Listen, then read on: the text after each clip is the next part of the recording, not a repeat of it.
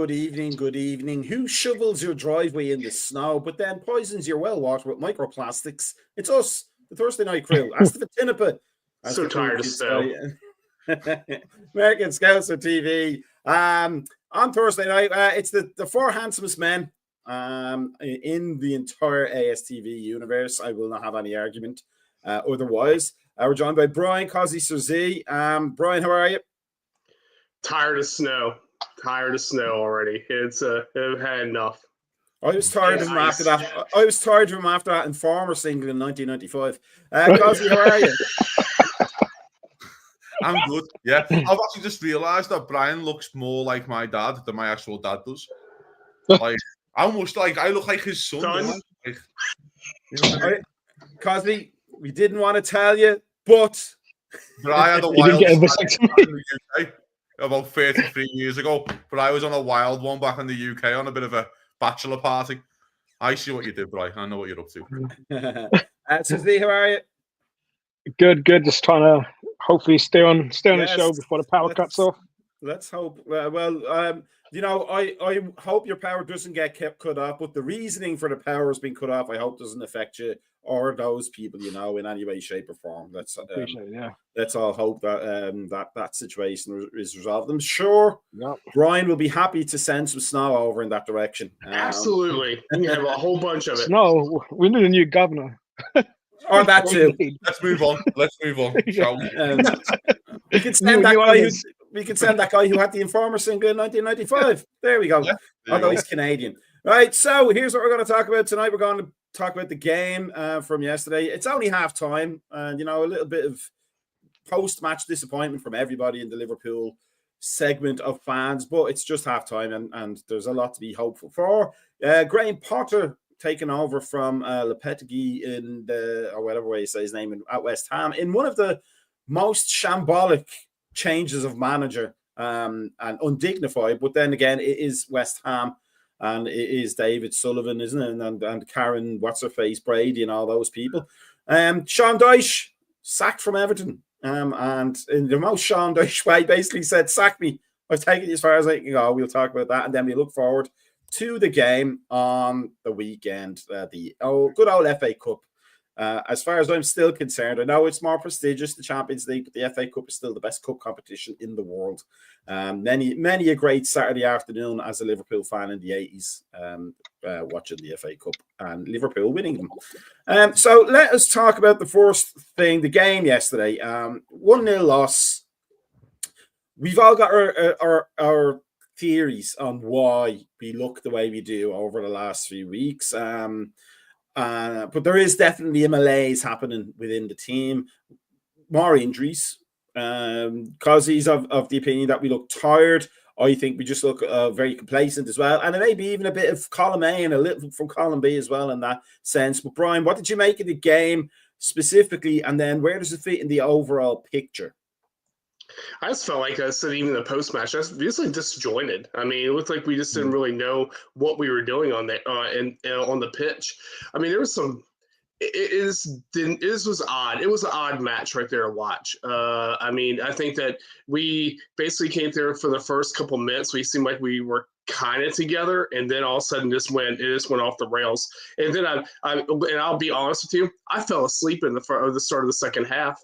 It was just like it was that bad. I mean, it was overall the whole entire match was there was nothing. It was almost like if we wanted to go there to have this, it was like a mishmash of first team players and players that we thought would play that didn't play. I mean, there was a whole bunch of things. The Kwanzaa injury was the thing that really got me the most on that right there, because I just think looking toward the future at crystal ball, only having two fit center halves right now at the moment right there is pretty troubling.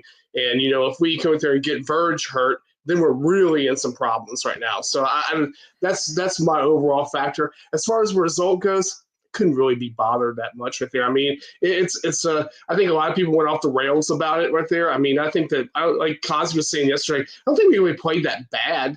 we didn't play that good either. I mean, it was like a bunch of sixes, basically a bunch of sixes out there for them as far as ratings go. There was nothing, no super horrible person, but there was nobody that really stood out either. I mean, we have our typical Darwin Nunez moment, but I mean, those are things that happen right there. But yeah, that's how I take it. Cosy, you were of the opinion that the players looked leggy and tired. My opposition to that is basically that we're only halfway through the season in general, and we have rotated some players. I think you pointed out today on our Discord channel, which everybody should be a part of. Gravenberch has basically played every minute that he's been physically able to play. You could certainly account for that. But what I was also thinking, because you try not to think when you're in work, because then you just have to do work, is that it comes down to two things for me. If you are correct, number one, it's not guesswork anymore. We're not back in the old days of the guy with the sponge and Bob Paisley and his sainted man that he is, his postal mail order physiotherapist's course, spotting injuries 2 weeks in advance. It's an art and a science, but there's definitely a lot of science, and we should be aware of when players are getting fatigued. But if you are correct, that's not a good reflection on Slot that he is overplaying the players, is it?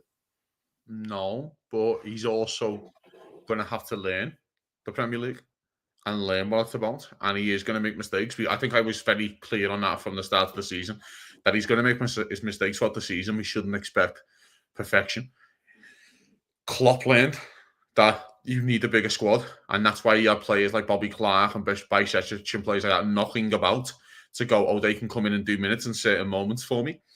The game yesterday, I didn't think we played as bad as what people thought, in my opinion, but that's fine. I thought their keeper had an absolute worldie. I thought their keeper on his debut was absolutely fantastic, make some really good saves. And if we can play that bad and still create chances like that, then I'm okay with playing that bad then, maybe, because I've seen Liverpool play bad before. And do you know what I mean? So was it at the level of what it has been this season? No. But do I think we played bad? If Liverpool, I think we have about 8 or 9 shots on target and the keeper makes that many good saves and you think we play bad, then that's fine, no problem. So there we go, 7 it is. So going back to this game, normally the disjointed is a good word. We have players, especially in the back line. Kostas has barely kicked the football. Bradley's coming back from injury. It was Kwanzaa. Kwanzaa actually never got injured. He was sick. He's ill. So couldn't be, he can't. So he's ill, running about. He can't get going, so he has to be subbed. And then you're playing a 32-year-old centre midfielder, centre half, who was probably Liverpool's best player, in my opinion. So it was disjointed. I thought the manager got the team wrong. I thought he got a sub wrong, but I thought he got the team wrong again. Thought Elliott should start. I don't understand what he has done not to deserve a start in any of these football matches. I understand the league games because you trust the players that you've got around you, and he hasn't been there. I understand that. But the way that you get a player back in is by playing him and giving him minutes. So I thought he got that wrong. I would never have done the Canate sub for love or money. You've already lost a defender. You brought Canate on. He's coming back from an injury. You could have easily pulled up, by the way. Never mind the mistake he made for the goal. You could have easily pulled up, and then we're down to Endo and Van Dijk starting against Forest. Is that the conversation we're about to have in January? Are we having that conversation? Because I don't want to have that conversation, gents. I really don't want to have that conversation with Chris Wood marking Endo. It's not on my fucking bucket list. So the manager here, mate, it's going to be a steep learning curve. It really is going to be a steep learning curve. I am starting to get slightly concerned with the squad depth. I really am. I was always concerned with midfielders anyway. By the way, so we're the club because you tried to sign Zubimendi. So the club were also concerned with squad depth and midfielders. But I see a player who's played 30 or 40 games for Liverpool on loan for another club in Bajcetic, who's come in, been a really good job, can play anywhere across the midfield three, and he's playing for another football club and he's your player. He's played a lot of games this year, Bajcetic. You could bring him back as an option and have that midfield option and then just go and sign a centre half. And I'm sure we'll get to the link when Ornstein announced today because I think that's fucking wild. But I am starting to get a little concerned with the depth of this team. It is. We are at one Szoboszlai injury away from this all falling apart pretty damn shit quick. And if we do not get a number 8 or someone who can play with the high intense running ability of Szoboszlai, it's going to be a struggle. We need to get Joe Allen back. So Cossy's made some good points. In terms of the manager, the steep learning curve, I don't think that's an unfair assessment at all. And I do remember Cosy saying it before the season started, or at least in the first weeks. But at the same time, in the cold light of day, with a splash of fizzy water on our faces, it's only his second loss since he started in the entire overall season. So we did well to get this far with just 2 losses. But there have been concerns over the past few weeks, certainly defensively, hasn't there? Yeah, and I think yesterday's result is probably made worse because of Sunday's result. So we're still feeling the repercussions from that. The lineup, as Kazi said, Slots made some mistakes and whatever. And, I think we've got away with a few of them. But it just didn't make sense. If you're going to play squad players, or if you're going for a strong team that you want to, it didn't make sense for Alisson to be playing. And then you're going to play players like Bradley and Costas and other squad players. At least play Keller. It just wasn't consistent for what he wanted to do. I mean, we don't know really what he wanted to do. He said he wanted to go strong. Then if you want to go strong, you play Robertson and give him Saturday off against Accrington Stanley. So it was just weird. It was just a weird lineup. I think that injury to Ben Core, I think that disrupted and took the intensity out of the game. I think the players were just, everyone's just standing around, and it's like, you're already motivated to play the game when that kickoff happens, and then you stop for 10, 11 minutes, and it's like, it just takes all that oomph out. Because as bad as we played, Spurs didn't play. They didn't play good. They played just as bad as us. And I think that's more speaks volumes of Spurs, of where they are right now. And I think with us, it's just a matter of tiredness, maybe. I don't buy this complacency thing. I think we've got too many professionals in that team that have lost out on the league twice by 1 point. So you think that we'll be complacent. We just didn't show up. I think there's a lot of factors that kind of come into it. Salah didn't have his best game. No one did really, apart from Endo when he came on. I mean, even Alisson, I don't know what he was doing. He was it was just a moment of madness. And now the depth is showing. I was one of Szoboszlai's biggest critics at the beginning of the season, but now it's like, you miss him, and Jones hasn't done himself any favors. Not sure why Elliott didn't play, like Kazi was saying. But then, as much as Kazi says we're one Szoboszlai injury away from the season going to pants, we need a centre back. But then we're not going to buy one because you need a centre back as good as minimum quality, as good as Konate. And who's out there that one will come and play maybe second fiddle to Konate and Van Dijk, and who's going to release one and for a price that we're not going to pay. It's scary going into it. But I mean, and we know the other teams are going to strengthen. I think Arsenal are going to buy a player, Chelsea are going to buy a player, Forest will probably buy a player, and Man City will buy a player. I mean, even though Man City are no threat to us right now, and we just typically don't strengthen. And apparently Richard Hughes is on vacation, so I don't know what that's about. So yeah, it's funny. We're top of the league, top of the Champions League, and it just seems so doom and gloom right now. Let me just clarify though, because I'm still on the complacency thing, because it's not my first rodeo watching a soccer team. Yeah. I don't mean the mental complacency of all we're the best and we don't have to try anymore. It's the idea that if we keep the ball all the time, the chance will eventually happen, which is it's one of the reasons I hate playing out from the back and stuff like that, because you're assuming it's always going to work out. And what you forget to do is actually get in behind the defenders of the opposite team and then try and actually get chances. And it seemed to me in the first half, from watching it back, and in that game, 2 weeks ago when I said it on the Discord, it's the idea of, instead of attacking the other team and making them afraid of you, you're actually helping them by playing it around the back a lot. And I showed there was a graphic which I probably should have put up here of where the touches were going. It was almost like a horseshoe shaped. We were going up one wing and then back again up the other wing, and we never actually penetrate. And it's kind of a thing for me. It's a tactical complacency almost. It's assuming that you're going to score just because you have a lot of the ball. Whereas under Klopp, it was always get the ball and just go, get the ball and just go, get the ball and just go. And back then we were saying, why don't we just keep it for a little bit? We're winning the game. We don't need to win it again. I'd argue on that, right? I'd argue on, mate. And I think it's a good point of what you're saying, that we did create the chances. We just never took them. Do you know what I'm saying? So if you are creating the chances, though, that's not on the. Is that on the style of play, though? It's on the players, surely, to convert the chances, isn't it? Because I thought yesterday we did create chances. It was just bad finishing. Yesterday keeper had the worldie as well. What a debut for the kid. But it's like, do you know what I mean? It's not but here's the point I'm making, and this is a thing I've known for like a long time, because I did the coaching course and we did all the stats. You're more likely to lose a goal when you're in possession for a long time than if you're constantly going forward. And what that's what I'm saying is, you get kind of a little bit tactically lazy. It's not that you're not creating chances, it's that because you're playing it around the back line, it just makes one bad pass and then you're all over the place. And we saw that so much with Rodgers. That's why I refer to it as Rodgers ball. You have to be really good at that. And I think between that idea that we were talking about, you and Susie, you were talking about, just the patched up back line, the right back going in and out, like it's Bradley, it's Trent, it's Bradley, it's Trent, the left back, it's Robbo, it's what's his name, but the Greek guy.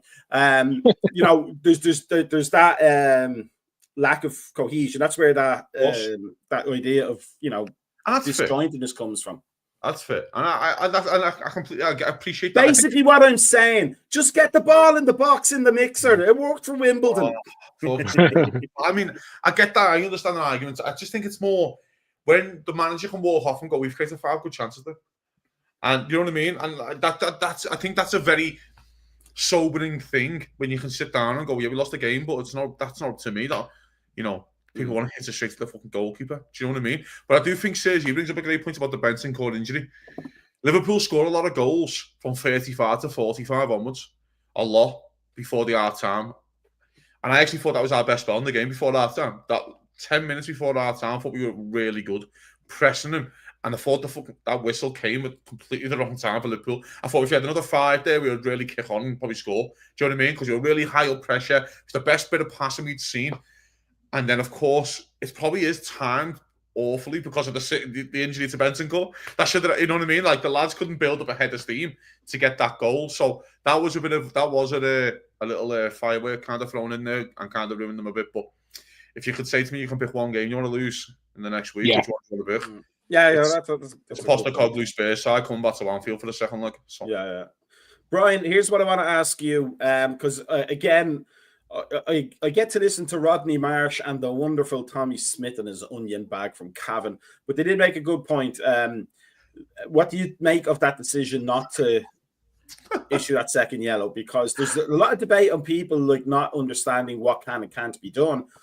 But remarkably, Rodney Marsh made a great point about when people are saying you can't bring it back. You played the advantage, you can't give the card. But we see that all the time. Mm-hmm. We see the advantage given and the ref walking back and going, right, that was two goals ago, that was a yellow card. Are we right to be aggrieved that didn't happen in our game? I mean, I've heard both things right there. You know, I listened to a couple. I think that Gary Neville said the same exact thing right there on Sky about that. You know, about the foul that they didn't really technically have to go out there and call it off. The thing that bothered me the most right there was that Simicast went off the pitch and wasn't allowed on the pitch right there, before the run of play. And I think that's what bothered me with the call. I mean, but again, there was some really. This is just another run of matches right there where years ago is you scratch your head at officiating on some different, and there were some other calls on there. I mean, really, honestly, the first yellow that he got, that was a really soft yellow. I mean, and it's almost a point where I don't know whether I would have came there and actually gave that yellow out to him on that. But the second one, that was yellow all day. I mean, there's no ifs and ands or buts about that. But I mean, again, like y'all said right there, is if there's a match we had to lose, I'd rather lose this match than lose it than any other match at the moment, because we have another leg of this, and Spurs don't like coming to Anfield. It's a really bad spot for them. Let me. Oh, yeah, go ahead. Brian brings up an interesting point as well. I don't want to talk about officiating all the time, right? Because it really frustrates me. It's a boring conversation. I've had enough of it. Really, I just want to talk about the footy. And yes, it's a yellow card, but fuck me, we could defend it better. Like, do you know what I mean? Like, it's so bad from Canate. Like, get drawn. Mate, why does he always have to engage in a battle? Just stand off him 2 yards and make Solanke make the decision. You made the decision easy for him just to turn you because you wanted to engage all the time. That's what frustrates me sometimes. Listen, we're all Canate fans. We all believe in the kid, right? If the kid's fully fit, he could be top level. But to compare him, mate, by being like the next Van Dijk and that, it's just fucking. He's a really good centre half. But my God, mate, his decision making so bad at times. Like, stand off him. Like, literally, Endo fucking play better than him. Mark Solanke better than him. I seen Endo with a battle. I seen Endo with a ball, got crossed into the box, and he won a header against him. Do you know what I mean? It's insane. That's why I thought the decision, again, I thought the sub was wrong, and that's my opinion. I would have just left Endo there because he was doing fine and brought Elliot on. Mm-hmm. Do you know what I mean? But I think the manager's kind of swallowed the 0-0 in his head. I think he's kind of went, you know what? No one wants to win this. 0-0 fucking benefits us more than them. I think the first time the manager's kind of went, can he be asked going for this? Do you know what I mean? Again, the officiating, yes, it's a yellow, we can argue, and Kostas is on the pitch, and it's disappointing and all that, but fuck me, still defend the ball better, man. Awful. But then that goes with the whole thing between man and zonal marking also on that, because if you were running a zonal, if you had a little bit of zonal marking, you wouldn't have come there and had that. I think, again, like you said right there, it was unnecessary for Canate to take Solanke on. I mean, if you would have came to stood his ground on that right there, I think that would have probably been a little bit of a different result. Exactly. Let me ask this to all three of you, but I want to go to Suzy first. I'm so zonked from work. I can't remember whether it was the Newcastle game. I think it was our game, wasn't it?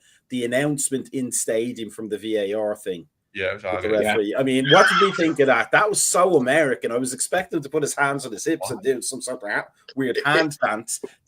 Now,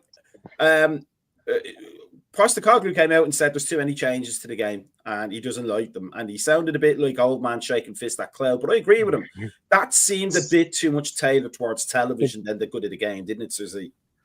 Yeah, I think it's unnecessary. I think the reason why they did it is because when you go to a live game, the fans are wondering what's going on. And we as people that are watching on TV, we know more than the fans at the stadium. I think that's the biggest reason they've done it. But all he's doing is just vocalizing what he's going to do. And it'll be more interesting if they actually explained why they did it. And, but then that's just going to take up more time. It's unnecessary. It's just, I don't know. I don't know who it benefits other than obviously the fans of the stadium. But, the decision's going to be the decision. It's just vocalizing it more, I guess. The problem is, in my opinion, there, and you are right, in certain decisions, okay, but we know it's offside that you're checking. It was a goal. Why do we need to know that one? They know it's offside, it's a goal, but they always check for offside, so we know it's offside if it's delayed. And like, okay, if it's a foul, okay, it was a foul in the build-up and checking, whoever on whoever. Oh, okay, I didn't see that. All right. On that one, it was such a clear, tight offside goal that was the one that you were checking anyway. That was so weird to me. I don't know. Yeah, please no more of that. That was ridiculous. It reminded me of Rugby Super League. It reminded me of more of that than NFL. Because with it, I mean, just wait till the fucking sin bin comes in, and that's because that's next. But here's what I thought was, we survived 150 odd years of watching football without having the referee announce. Announced that, like, we could figure it out. We know what we're doing. So hopefully they get rid of that nonsense fairly soon. So let's move on to the next thing. Now this, I think West Ham are a sordid club anyway, and it's nothing to do with the fans or anything like that. They're just owned by very sordid people and have been for a long time. And I think anybody from our part of the Atlantic Ocean knows exactly why and what industries that little conglomerate comes from. But Lopetegui apparently took training on the same day that they were talking to Graham Potter about taking over. Now, my question is, we'll go with Cozzy because he's getting good joy out of this. If Liverpool did something along those lines, we would be screaming from the rooftops to get rid of the owners. I think we have a bit more integrity than that, and I would like to hope the West Ham fans would have a bit of integrity. But if you're Lopetegui, do you think he was going, I know I'm getting fired, but I'm going to come out with this looking better than you guys, because that's not how you treat people. If you're going to fire me, and then talk to Graham Potter. It's like you go into your own job and then you're walking out for your lunch break and you see your replacement getting interviewed in the office as you're eating your egg salad sandwich. You know what I mean? But then you still have to file that report when you come back in the afternoon. If it was me, I'd be going, right, you're on your own. I'm not going to train anybody in for my job. But number one, I don't think anybody can disagree that he maybe wasn't the right fit for West Ham. But is Graham Potter the man for West Ham? You know what? I like this decision from West Ham. Not in terms of how they've done it, but I like the Graham Potter. I am a believer of Potter in a weird way, and not just Harry either. I just think it's more the players that they've got with that attacking lineup, what he can get them going. If you actually look at that squad, it's a half decent squad, Max Kilman's a good defender. You know what I mean? They could do with a keeper. Fabianski just got injured. I think Fabianski's 40 years of age now, by the way, which is absolutely fucking outlandish. Like that Edson Alvarez is an half decent midfielder. If they can get Paqueta back, I know he's got his other things off the field, and Bowen and players like that. There's Somerville's a good player. There's attacking talent there, which is a young attacking talent, which Potter can kind of mould. I think this is a great decision from West Ham. Kudos. I actually think Everton are about a week too late. If you're Everton, you're about a week too late. Yeah, like, that was the one that stood out, and we'll get to Everton, I'm sure. But yeah, the way they've done it, mate, is peculiar, let's say. But when West Ham do things peculiar all the time, the fans were hounding David Moyes out in March, even though he was leaving anyway in May, and he wanted them gone. He delivered a European trophy 18 months before, which is the only fucking hope that they've had their whole life supporting West Ham. So they've always been a impatient fan base, I would say. I actually think it's more the fact of the style of football that they want to play, which is why Lopetegui was such a weird deal anyway, because Lopetegui doesn't come out and dominate the ball and get you 70% possession in games. Well, let me just say that, though, because me and Brian have had this discussion with Trevor like a good season and a half ago. Graham Potter's not one for dominating possession either. He's a very defensive coach. So that's also a weird one to me, because he's not somebody who has 55% possession in the game. If you look at his time at Brighton, it was like 40% possession, 48% possession. But he's not. His work is he's a really good defensive coach, and they do try and play football when they get it. It's not Sean Dyche, let's get it down the field kind of a deal. But he's not the one like Brendan Rodgers would make a hell of a lot of sense for West Ham, not least because he's his teeth are just as plastic as that club is, but he wants to dominate the ball and he doesn't care how many goals he concedes and doing it. It seems, but that's a weird one for me because Graham Potter. We talked about how Graham Potter's image doesn't match what the stats were saying. So do you think it's more like that? They really want that pleasant type of football that West Ham used to be known for. I think it's more like, okay, if you're not going to dominate the ball, it's what are you going to do with the ball when you get the ball? Yeah. You know what I'm saying? So, you are going to try and play a bit. Okay, we can lose to Liverpool 2-0, but we can't get whacked 5-0 at all. But we could, we had 3 or 4 chances, or do you know what I mean? And we tried to play our thing. I think West Ham will dominate the bottom 6 in possession most games with Potter. And I think that's, I always think with like certain managers, and Arsenal are doing this a little bit this year, by the way, when you look at the stats. I think Arsenal have only, out the teams in the top 10, they've only won 2 games against them this year. Because they beat the other bottom 10. Like, do you know what I mean? So they've only lost. Yeah. So there's a part where Potter could go, okay, I'm 14th in the league. Who are we better than? Yeah. Do you know what I mean? Well, I think we're better than Fulham. Let's just say. Fulham in 9th. Can we finish 9th? Yeah. 7 points off Fulham. I think they can. So I actually think it's, again, and there's another part of this as well, is the Kudus situation. We already know people are linked with them, Liverpool are linked with them. Brilliant player, all the ability in the world. They need to probably get it back into European football. West Ham to go, hey, look, we're going back now. We're back. We've got this manager, blah, blah, blah. And we're all going on this journey together and there's a load of money. West Ham play good wages. So I actually think there's a part where if you want to keep a Kudus and a Paqueta, hey, look, we're back in Europe and we're doing this and we're all going this way. And that's the way to do it. So I actually think it's a really, really clever bit of business. I really do.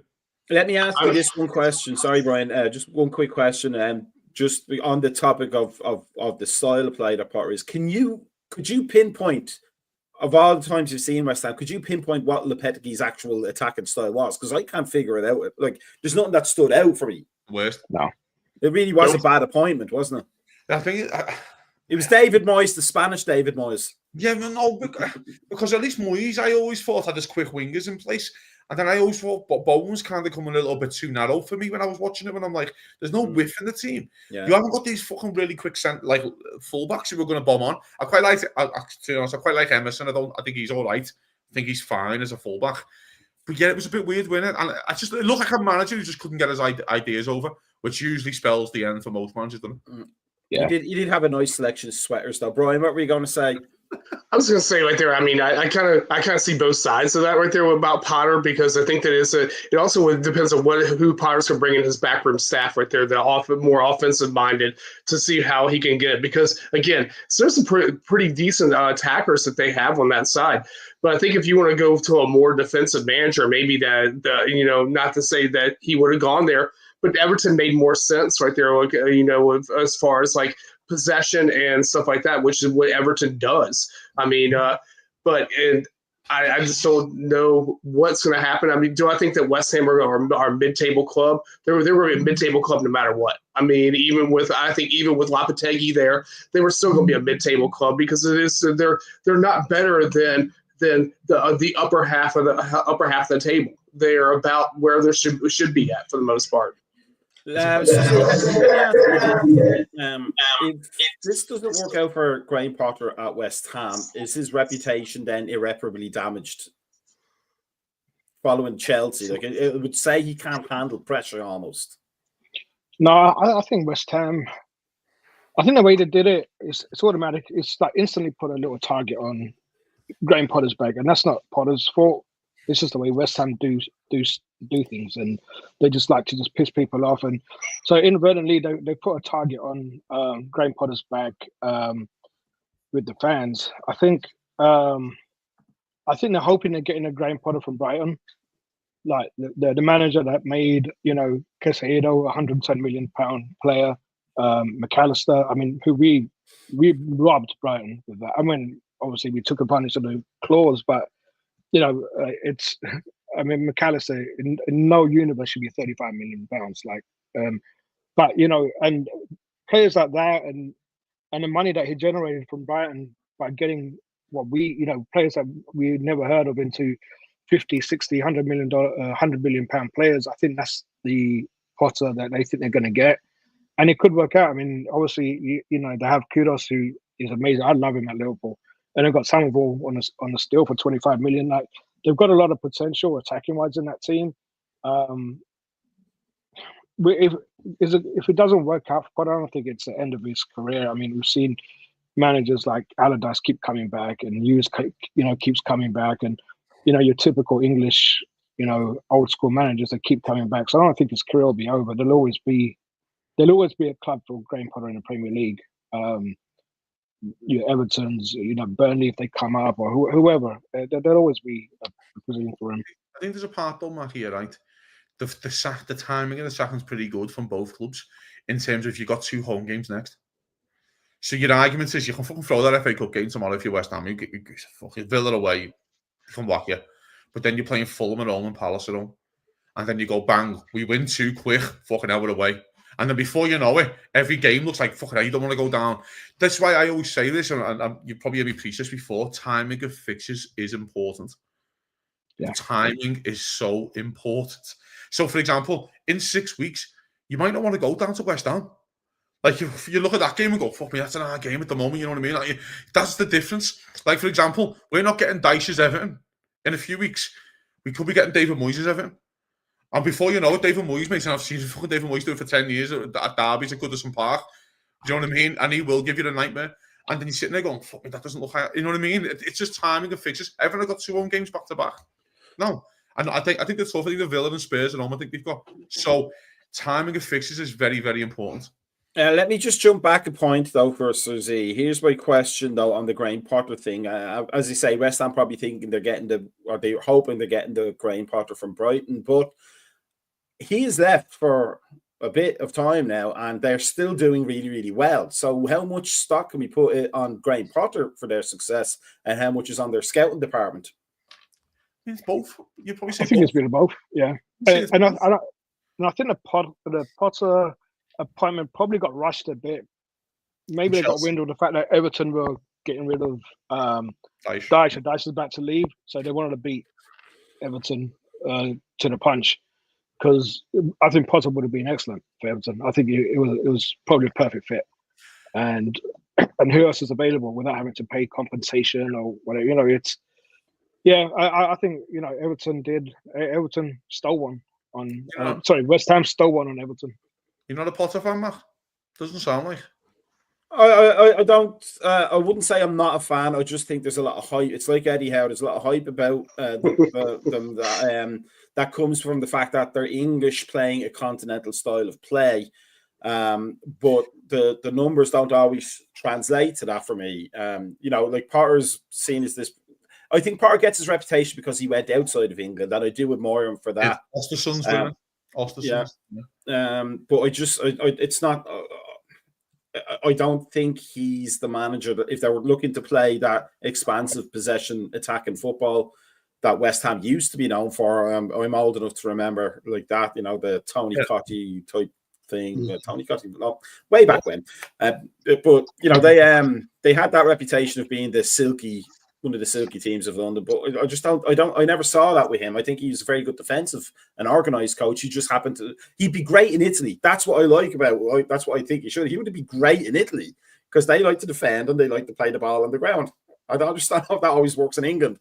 But let's mash two subjects together because we've already breached, and let's focus on it because it's funny. Sean Dyche has left Everton. He's there's the fourth of the forfecta, whatever it is, of the handsome ball period. But here's what I gathered today from gossip and social medias and all that. But apparently he went in and told them he's not good enough for Everton, but they're going to have to sack him. No, he just went as far as I can, which is amazing. That's a proper Sean Dyche move, though, isn't it? Oh, it's a power move, isn't it? Well, you're going to get sacked, and he's walking in there. Now you're getting sacked. I'm sacking you. You're not sacking me. I sack you. I'm leaving. An absolute power move. I think this is hilarious. He's got 6 months to go. He couldn't even be asked to see it out. He couldn't even be bothered. I can't even be asked. I fucking Christmas off with my family. They're in Tenerife, and I couldn't go. And I'm watching Defo up front. And you know what? I want to fucking all these lads are doing my head in, and I'm done with it.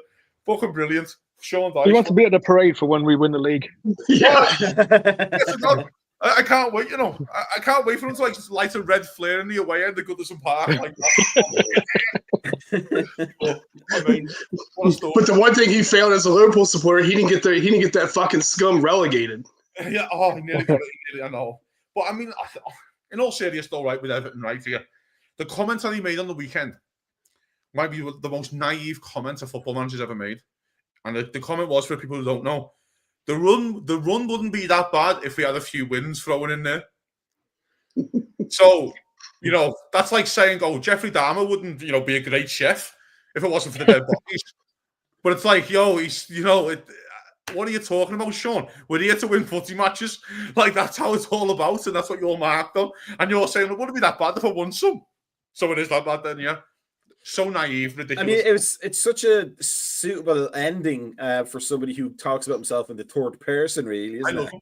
I absolutely love the man. I mean, listen, in all seriousness, though, right, he's made them extremely hard to be beat, which is a nice starting block for another manager coming in. Now, Everton have had the points deductions. He got 50 points last year without deduction. That's pretty good, for Everton. Yeah. But the problem is he's won 8 games in the whole of 2024. He won 8 games. And 4 of them were in April. One of them was against us, right? But I just think for Everton, with that new stadium coming, it was always going to happen anyway. His contract was up at the end of the season. He was never getting renewed. Yeah.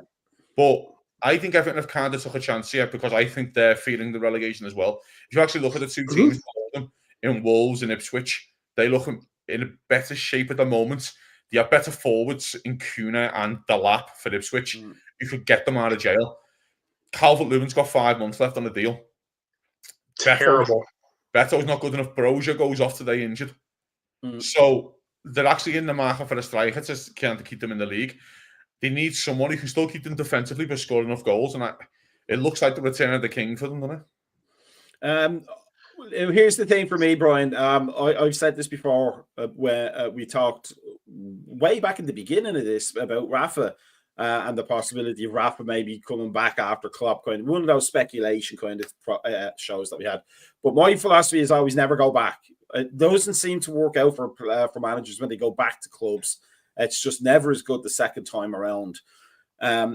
So we're talking about, and Cozzy is right, Moyes made it difficult for us when he was the Everton manager. And I think he's a good coach, not a top-level coach, but a good coach. But he's coming back after a long time away. And the funny thing is he's won more trophies in that time away than Everton's won since, 1986, 85? 1995? 95, yeah, that's right, yeah. The Charity Shield, 86. But it might be the dream. Maybe those Everton fans are going, we had a good thing when he was here, but there's no guarantee it's going to work out, is there? I mean, this isn't really a Moyes type of squad, though. That's the problem he's going to run into. I mean, Dyche right there was a more defensive-minded. Moyes came there and actually was a more progressive manager. And what progressive does he have right there to go with that side? And that's the problem. Like you were mentioned, Calvin Lewin. Calvin Lewin is probably the worst state mentally of any forward besides Darwin Nunez I can think of at the moment. I mean, because I watched him out there and watched him play. He's probably the laziest forward I've seen in a long time. I mean, he just stops. I mean, it doesn't go fully move to the thing. When they played against Man United, I watched that match. It was like I was watching. I was like, why is it? He looked disinterested. He looked like he just didn't want to be on the pitch at all. And so I think there's going to be a whole mentality thing that you have to change around with that squad, and the amount of money that they're going to have to invest in that squad at the same time is going to be immense right there, just to get them to a point where they're going to be above Ipswich. Because I really think that Ipswich right there have a possibility of digging themselves out of that bottom three. And I mean, especially with Delap right there, because I think Delap right there is starting to come out there and get a good feel for a forward, and a confident forward is a dangerous forward, and that kid's got some confidence in him right now. I mean, I don't think that we pretty much know Southampton is where Southampton is right there. I mean, but there still is that chance right there of Wolves kind of getting out of that. But I do think that Ipswich can go there, can actually drag a couple teams back in there. I don't think they even really think Crystal Palace is really completely out of the park. I think there's only a couple results, and they can get dragged back into that. But I don't know whether appointing Moyes is a great idea. But again, who's out there? Well, I mean, what are you going to go there? Wayne Rooney?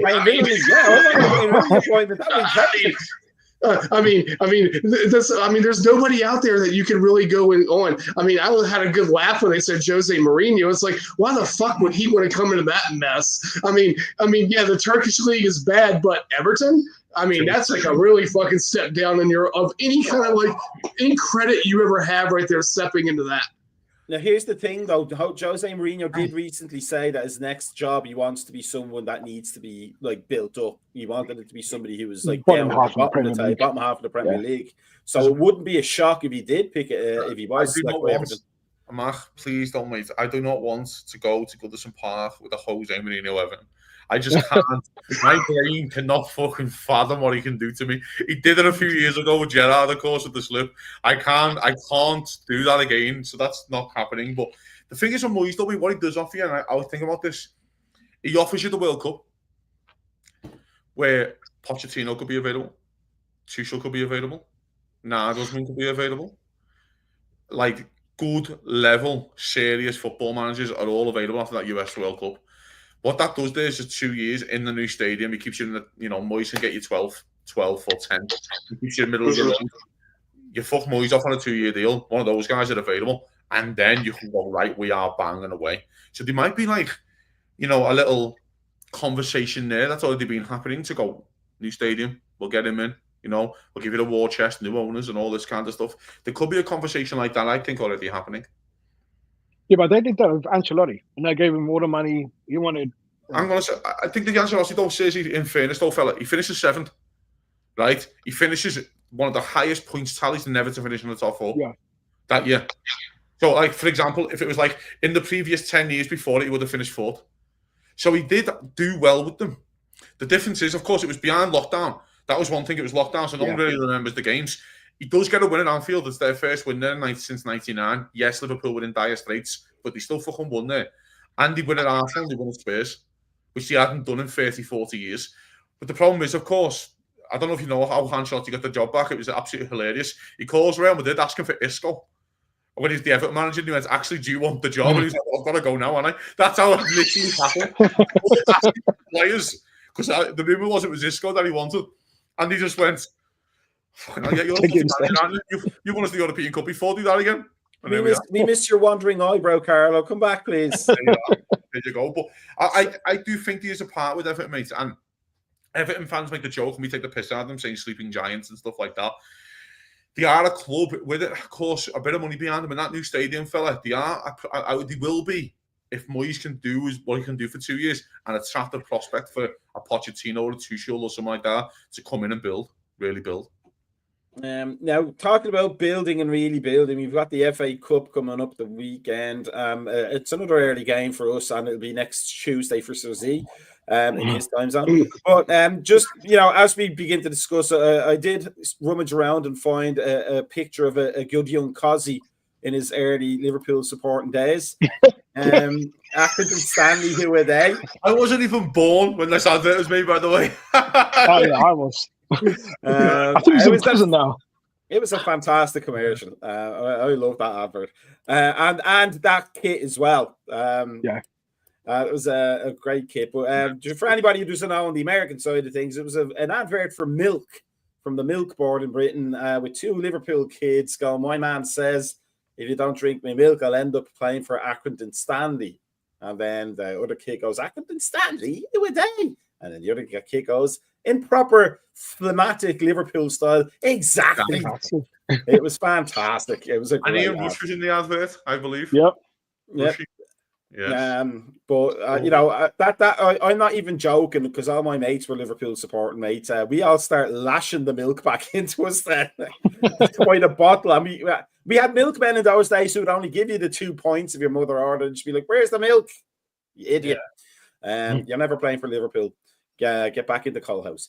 Because we were poor in those days. But here's the thing, Suzy. We saw the Spurs game there, and it's coming. This cup game's coming fairly quick. Accrington Stanley, we can legitimately think. We can say who are they? They're several levels below us. We did discuss whether fatigue is a factor here. And that might be, and certainly for some of the players, Mohamed, Salah, Gravenberch, Van Dijk, a rest might be in order. Is this a game where Slot should really go, right, this is the kids today. I want to see what the kids can do. We may need them. So we're going to play, Jota up front, Kelleher in goal. Kanate is going to be the defensive leader. Let's hope he doesn't get injured. Or we're just putting 2 academy defenders. They're going in. They're only 8, but they're good. They're tall. But this is not a game where he should be playing around looking for full strength at all, should he? No, he played Kelleher. I think Reece Williams is back. I'll play him. I'll play the tea lady. I'll play Costas. She has access to all the milk. Yeah, she has the milk. I'll play Bradley again. I'll bring Ian Rush just for his right side. No, you just go. Obviously, Chiesa and Nunes have to start this game. Elliott has to start, I think. Costas, Bradley, Kelleher. I'll put Van Dijk on a vacation to Holland or Dubai for a few days, and just don't let him back on the plane until the game's over. I think Stanley will try and give us a tough game, and it might well be a tough game. We might win this like 2-1 or whatever, but. No, I wouldn't have any of them first team players in it. No Macka, no Gravenberch. Maybe Jones again. Yeah, no, it's Endo as the 6 for sure. Endo. Oh yeah, Endo, 100% Endo. Yeah, but yeah, this is a game for Chiesa, Elliott, Nunes for sure, Kelleher, and Bradley and Tsimikas. The centre backs, I don't know what we're going to do. Just Brian, what stock do you put in the result of this game? Do you think it's one we should look to win, albeit with a reserve side, but not one where stock can take it lightly in the sense of, like the League Cup early rounds, you might go, you know what? The finals in February, March, or whatever it is, that's a big deal at that point of the season. I'm okay going out of that one. This is probably one he should play reserves, but he should still play it to win, shouldn't he? Oh, absolutely. I mean, I do think that there are some players out there who need to come there and play in these. It's like Harvey needs to play. I think that that he has to get on the pitch there. I think that you need to go there and play Bradley just to go there and keep up his rhythm on there. Keller has to play in this. Now, the back is where I came there and kind of differ a little bit with Cersei. I think that Verge needs to play, but I would put him with Nalo, or I put him with Norris, one of those two guys right there, a younger defender, just to kind of give them those minutes right there and to go and play this type of matches there. I'd take Tsimikas. I'd let Tsimikas play again. I think that, if we had Chambers right there, I'd say we play Chambers, but I think that he's out. My biggest disappointment was say train that Morton came there and rolled his ankle, because I think this is a match right there where Morton needed to come in there and add some minutes. Same thing, but I think McConnell's going to get in, and I think Neoni's going to get in. I think a lot of these kids are going to come there and get minutes in this match. But this is kind of like a give them minutes, and then guess what? Time to go on loan, guys, because it's time for some of these guys right there to clear out right there because we need to make space. I think that definitely think McConnell needs to go out on loan. I think that Norris needs to go on loan. I think these guys need to get more experience. And I think it's something that we're not able to provide for them, especially when these fixtures started getting to be a little bit more important. And so, I think Dance needs to have some minutes in there. I think on his legs right there. So, I agree with Chiesa. I think Chiesa needs to play. Harvey needs to play. Those guys are there. But again, there's players that we have that stack of the substitutes. I would put Mo nowhere near there. Tell Mo to go hang out with his family, go take a cruise, a river cruise, or something like that. Yeah, just somewhere like that. I wouldn't have McAllister anywhere near the pitch. I wouldn't have Gravenberg anywhere near the pitch. I wouldn't even have Diaz near the pitch. I'd say, just go hang out, just go do other things. I think we have enough right there as far as like our fringe players to get by a second division Accrington Stanley.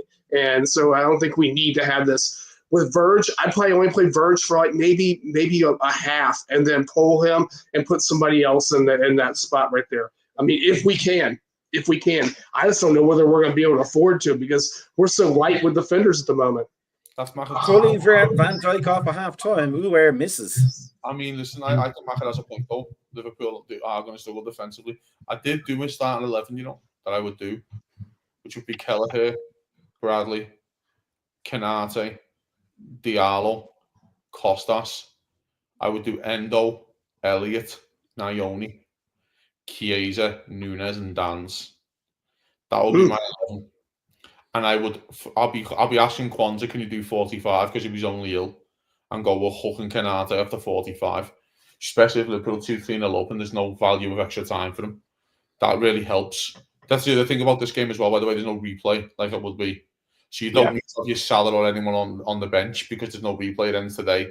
So that's a big positive for the manager. So for example, you can just say to Salah and Van Dijk, you're not even getting let in the stadium. Make sure your missus cooks food at home, fella, because you're not getting a free food out of us today. So that would be my 11. And I agree, McConnell, players like that. I don't know how fit Morton is. But yeah, there's players. We'll find out tomorrow, probably when the manager thinks. But that would be my starting 11. And by the way, all those players need minutes. Need minutes. Now, you could argue Nunes doesn't. But fuck me, Nunes needs a goal. And just look happy for once. Because my slap in the head. If I have to wait for a 4:15 kickoff to watch Darwin Nunes lead the line against Accrington Stanley, then fuck me, you best score. So, by the way, people haven't mentioned this. I thought when Chiesa played against Southampton in the League Cup, he was really good and nearly scored a couple. It looks like he has a goal in him. It looks like he has a goal in him, which should be nice to see as well. So, but that will be my 11. So that nicely segues me into this one for City. If Chiesa starts against Accrington Stanley, we really should see something of what we bought, shouldn't we? This should be a game where, if he doesn't dominate against Accrington Stanley, my doubts, because I've not been impressed with him. Not technically, he's technically very good, but I just don't like Italian players at Anfield because they always get injured. But he really should be dominating and imposing himself against Accrington Stanley. If he can't do that, we have problems, don't we? Yeah, he should. And I mean, as Carl says, I mean, the times that he has played, he looks really positive. He looks attacking. You know, he's been unlucky with a couple of his shots and so forth. I think the injuries have obviously hindered his career, but it's also not one of them players, like I said, that we rely on. You know, if we had to rely on him being fit, then we've got no business being top of the league. He's a luxury buy, a token buy, and hopefully, he can do more than what Nunes has given us in the last 3 years, and potentially he can. You know, he's showing it at a top level. But yeah, this is a game he should really be one of the leaders on the pitch. Despite only being with us for a few months, he can still lead most of them players on that pitch and just show everyone how it's done, and why he deserves to be part of Liverpool. Brian, my Thursday compadre in the anti-Nunes club. Let me ask you this: I'm a huge fan of Dan's. I think he's got. It's hard to say how much potential he has, but he clearly knows his way around the 18-yard penalty area box thing, scoring those goal type shot type things. I've run out of words tonight. But here's my question though: if he does well against Accrington Stanley and Darwin Nunes doesn't, Darwin Nunes has to start packing his bags there and then, doesn't he? He's not going to get a look. I mean, yes and no. I guess I guess it depends on where you put Nunez at right there. I mean, I'm absolutely lost. Before you go any further, it's Accrington Stanley. They could put him in centre midfield and he should be scoring goals. Again, right there. I mean, I kind of like a modification with like Kazi said. I put Nunez out on the left and put Danz in the middle. And then I mean that way you at least go there. You're getting Nunez more powerful position where he is. He's better on the left side. I mean, every match of what he's played in, he gets lost in the middle of the pitch. I mean, really for a number 9, it's like really horrendous right there to get lost. But I think that Danz is more. Again, Danz needs more minutes than Nunez does, in my opinion. I mean, it's like Nunez right there has already done what he's done. We know what we got as a player. We don't know what we got potentially with Danz yet, and we need to go out there and figure that out. Whether this is a point where we need to go, where we do something drastic like we did with Bobby Clark, which I'm still really bitter about, because I think that Bobby Clark was a good little player that we could possibly be using right now. I mean, same thing goes back with what you said about Bezitak right there. These are moves that got made that just really, really baffled me, and I think that we could use these players. But regardless, right there with Nunez, I think that Nunez right now, if he doesn't do well against Accrington, sure, I think that we need to start looking at what are other number 9 options that we have out there. If Napoli's right there having issues with this Georgian kid right there, and they're interested in going there and moving Nunez, which I think Nunez would be a great asset in the Italian league. This is the wrong league for Nunez, and that's the problem with the whole thing with that. We banked on a kid coming from Benfica and saying, hey, guess what? This kid's gonna be this, and this. We spent 85 million quid on this kid. No, I think you're probably about 85 quid. That's how much he's worth now, about 85. Yeah. But it's like, you think you put all that money on him right there, winning this, you paid for potential right there, but we haven't got it. This is 3 years in the same fucking experiment that we've been doing, and we haven't had any difference yet. So, I mean, 2 different managers, and we're getting the same exact result. But if we can get this Georgian kid right there, and Napoli's interested in moving for him, get the fucking deal done. Hughes, go fly out there and fucking go into Italy and Naples right there, have some orange juice and sit down and fucking talk, and let's get this done. I think there's a part of this. I agree with Brian. I think it's a nice segue, by the way. This Kvaratskhelia deal. I think there's definitely a Nunes diddle happening here, which I actually think if you ask Slot, I think he wants to knock his head off. I think he hates him. I don't think he can stand him. I just think he looks at him and goes, I can't even be arsed with you in my training sessions. You're doing me head. Like, I just think he annoys him that much. And I think there's a Kvaratskhelia deal where you can fuck him off to Napoli for 6 months and then just sell him in the summer, or something along those lines to go to Napoli. If we're going to take your best player, who's at the 20, and by the way, if people saying, oh, he's another left winger, yeah, but there's also a part with a lot of our left wingers right now with Diaz and Gakpo's changed my mind a bit, but especially Diaz do not get the numbers that they should get. In my opinion, I think Diaz should be getting 15, 20 a year. That's my opinion. And Liverpool and Diaz doesn't get 15 to 20 a year. And I think Kvaratskhelia can. And I actually think there's a diddle a bit where they could be doing the Sadio Mane diddle, where they just did Diaz in January to fuck Mane off in the summer. And I think they could be something along those lines of doing Kvaratskhelia now, then fucking off Diaz in the summer. But just basically also but getting Nunes out the way now and then going one more big one in the summer. So you might be starting the season with, say, a Salah, a Jota, Kvaratskhelia, Gakpo, and one other big one. Do you think Diaz is at that point where he's like, he might not be getting the numbers you expect, but he's not too bad, is he? No, I think I wouldn't. I have always been a Diaz doubter. I'm sorry, he doesn't get the numbers. He just doesn't get the numbers for a Liverpool winger in the chances that we create in the team. If you actually look at his numbers this season, it's poor, Like, I think he went 10 league games, scoring the goal, starting over Gakpo. I know Gakpo's in the last 10 has really picked it up, actually, and his numbers have got a lot better, scoring big goals for his Cody on the slide. But Diaz's numbers are not great, I'm a big doubter of Diaz, I really am. But I just want to say that, finally I have the exact same numbers as a Liverpool left winger, because I also have gone 10 games for Liverpool without scoring. But the thing with Diaz right there, which I said probably last year right there with his, it's just the predictability of his movement right there on the left side, and you can see how he drops in and he does the same exact thing every time on there. I think it shook it up a little bit more when we put him in the center of the pitch. But I think that overall, as far as work rate and actually in moving thing, I think Gapko's a better on the left than Diaz is. I'll just I just want to point out before anybody says anything that in that sense, then Diaz does match Liverpool left wingers numbers, because Mark Walters made a small career out of doing that exact thing as well. Dropping back and doing the same move. One move Walters, we called him. I've just checked, by the way, Diaz. He scored 8 in 18, which sounds great, but he's only scored in 5 games. Because he's got doubles. So he's got a couple of doubles in the league. So he's actually only scored in 5 games out of 18. And I don't think that's good enough for a left winger of Liverpool with the chances that we create. And I know, but by the way, you're getting blinded as well, because he's got a hat-trick against Bayern, Bayer Leverkusen. Like, a lot of his goals come in multiples. So it does confusing. And by the way, that's the thing that our club will look at in terms of the stats and go, you know what? We can find someone here who can get better numbers for us and bigger goals. To be fair, though, a goal in 3 games for a winger is not bad. Not for Liverpool. Well, for anybody. No, I'm sorry. At every level. Absolutely not. No. The problem is that Diaz doesn't break down defensive sides. Sorry. Just because he's shaking his head at me, like, I've done stats analysis for teams. I know what the standards are. I'm not 3 for a winger is good. Like, I know what you're saying, but not for this Liverpool team who create chances like he gets. He consistently gets good chances and misses. Yeah, okay. You just get into those positions.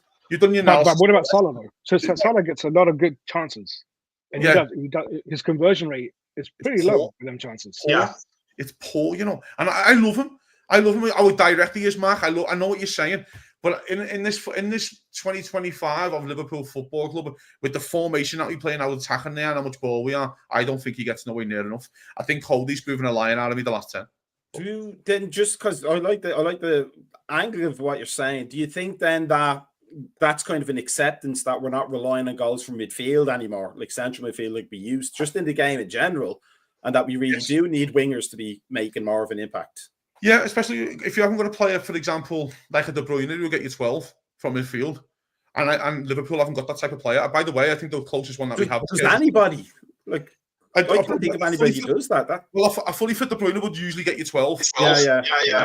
12, let's say. And then you probably kind of look at players maybe like a Declan Rice who get 8 to 10. The closest Liverpool have really got, I know, but the closest Liverpool have really got is Curtis Jones.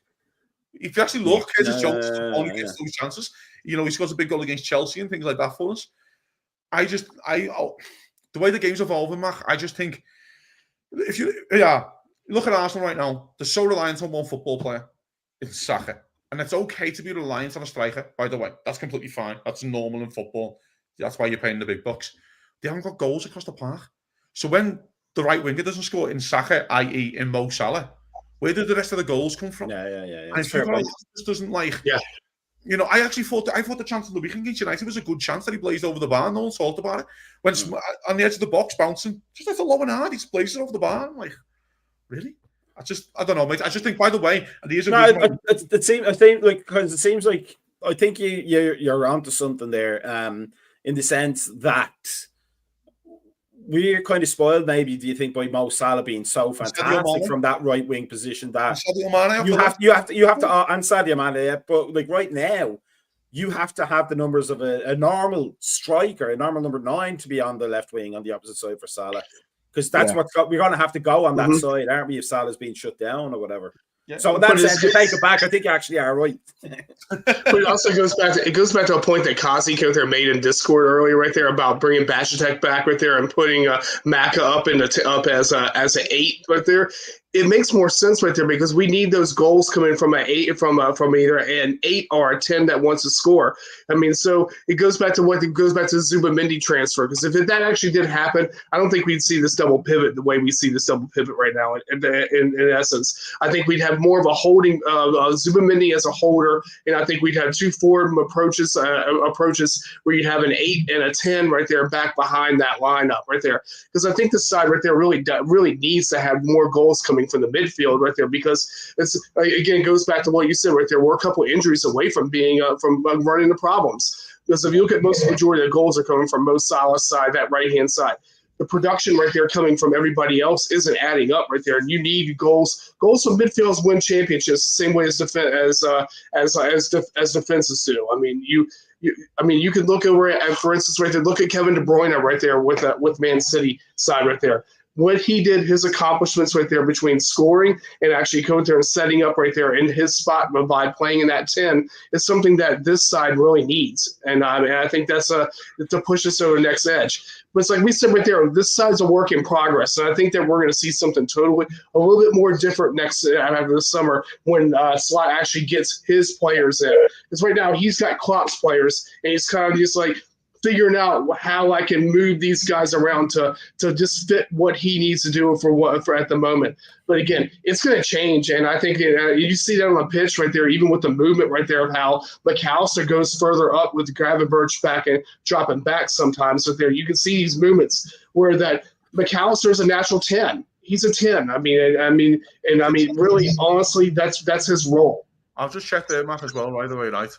So Diaz has scored 8 goals in the league. He scored in 5 games. Cody scored 6 goals in the league and scored in 6 games. Yeah, I mean, I would go with Cody being the better left winger. And I've just checked, by the way, Cody's goals: 2-1 win against Brighton, scores, so big goal. Yeah. Man City at home, big game, 2-0 win. Fulham, the draw, scores.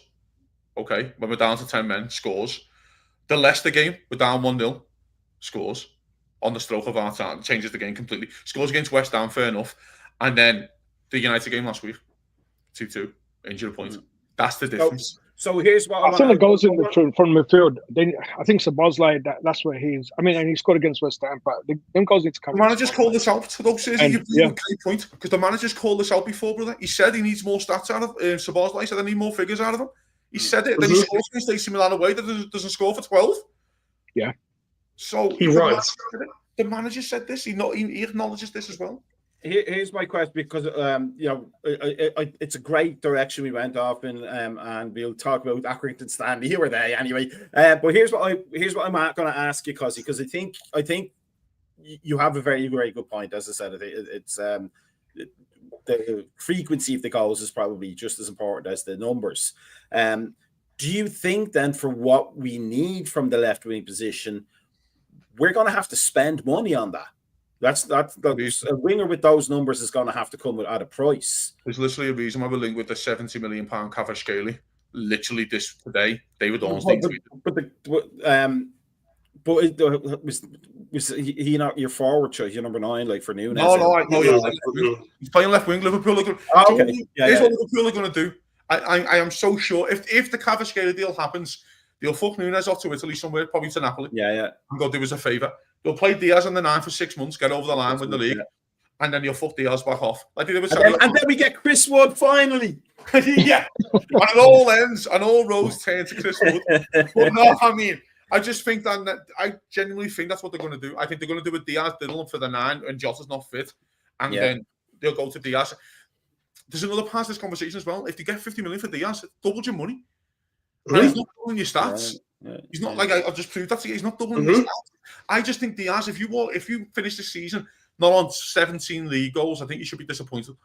And I know that's a big ask for a left winger, Mac, and I get it. When the game doesn't go through. But what you were saying, all that, I was thinking that this is why I think you're actually right, and I was wrong. Not in terms of his numbers don't come at the right time.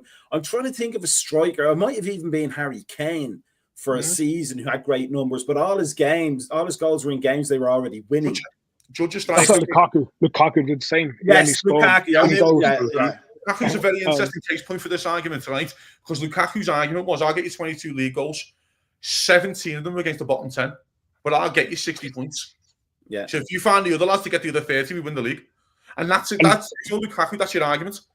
And most of Lukaku's goals, they weren't winning goals. They were goals where they were winning like 2-3 or whatever it was. Who gets the first goal? Jota at this thing when he was fit last year, Jota, when he was getting the first goal. And that's the big goal in a game. That's the one that gets you going. When you're coming on for a 5-0 and you score the third and the fourth, where were you when the first was needed to go in? Do you know what I mean? The hard goal needed to go in. And I'm not saying Diaz is like that as such. I just think he has really big moments in games, Mac, where I think, that's what a fucking clinical finisher does. That's what a killer does when he gets that big chance and scores. I always go back to that City at home game last year that we drew, and he goes 1-on-1. We're going for the league at home. You know the chance I'm talking about. He puts it by the corner flag, and you just fuck me, man. Like that, it really stuck out to me. And there's a reason, though. Again, Liverpool are not silly. They don't sell stats. Liverpool will not sell figures. If you've been delivered on your goals and assists, you will not get sold at Liverpool. That's why that's why Darwin's trying to get fucked off, and that's why they're trying to fuck Diaz off, in my opinion, because you're not getting the numbers that we think you should get as a left winger for Liverpool. No. I think with Diaz, obviously, he took over Mane, which was always a losing battle. But I think you're right. With I think his visuals overshadow his stats. But when you look at his stats, when you put it like that, it's true. Like he's not giving as much as what we think he is. But when you see him play, it's like he looks undroppable. And I think that's what it is with Diaz. Let me say this then finally. Then on that topic. And bringing it back to Chiesa, does that mean the expectation on Chiesa is going to be a bit higher now once he gets into the swing of things, because we're expecting those kinds of numbers from wingers? No, I don't think so. Not this season, at least. I don't think so. I think no, not this season, but just in general. Like that's what he's going to have to live up to then, really, isn't it? Right. By the way, and this is a very interesting point going back to the Kvaratskhelia deal. It was really clever to pick him up for 12 million quid if you get him right. Scores a couple, and then you can fuck him back off to Italy anyway for 25 million. A clever bit of business in that sense. I just think for Chiesa, listen, because he's not going to be playing every single game, so his numbers don't need to be there. But you need to still contribute. You still need to get. If he gets fully fit now and he stays fit and he gets games, he should get 6 league goals. Look at the chances we create. We create 10 fucking clear-cut chances a game. This is what I'm saying about, you're not playing for someone who's down the lower leagues where 1 and 3 for the winger, Mac, is good. In the bottom 10, it's good. 1-3 for the winger is unbelievable, actually. But it's like that. It's like I used to have this conversation all the time with Wilfred Zaha. Everyone goes to me, great. Why have you been at Crystal Palace for 10 years? Why does no one want him? Because if he's great, he gets signed by someone else. Because someone else buys him. I have this argument with the Everton fans. Oh, he's a top keeper, I've seen Spurs there crying out for a goalkeeper, and they signed a goalkeeper from Slavia Prague. So why aren't they signing them? Because we can't be that good. Because otherwise, Man United needed a goalkeeper 2 years ago, Sadio Mane. Why didn't they sign the England's number 1 then? Because maybe he's not that good. So maybe he's not that good. So there's also that argument as well. So I know I'm very anti today, but I just think we have to. My jury's always been out on Diaz. It really has always been out on Diaz. I think we can all agree we can get better than Diaz. We're probably doing well anyway. He's, maybe an Everton level player. Maybe he'd be great at Everton. I mean, that's what they've got money now. Luis Diaz, he's a match of the day player. That's why. That's a great way to describe him. His optics are great. Yeah, looks great. But again, he's also a player with his head turned too. His head's already been turned. So I mean, Barcelona. You can't even sign it. You can't even afford you. What are you talking about? But go there, whatever. And again, I want him to turn me around. I really, because I think he has the ability. It's like me Szoboszlai arguments. Szoboszlai has all the ability and the physical attributes to be a top centre midfielder. Go out there and dominate your man. Go out there and fucking bully him and go, it's not your day. And it's really, he does that. He did it against Spurs last week. He was unbelievable. Do that. I just want just do that every game and we'll win the league comfortably. And that's what my argument is with Diaz. You get these chances and these great ability in these positions because you're very smart, and then you just blown them. And there's a reason, again, I go back to it, Liverpool and Olympic Kvaratskhelia today, they're thinking about doing Kvaratskhelia this window. Liverpool don't sign £70 million players in January. It's happened once with Dan Van Dijk. So, interesting times, man, really is. Okay, so before we finish up, then let's get back to Accrington Stanley. Give me a score prediction, Brian, Cosdy and Sir Z. 4-0. I mean, I'll throw something out there. It doesn't matter. It doesn't. Diaz has to prove me wrong. I'll prove me right, actually. But yeah. Hey, Nunez scored 4, so we have a new song to sing. Yeah, fucking hell. Cosdy, what's your prediction? I don't care, man. I really don't care. Just win the game. Just don't be embarrassed. I genuinely, it's 4:15 in the morning. I'm watching this garbage. I just don't care. I, in all honesty, Accrington Stanley had a point off relegation from League Two.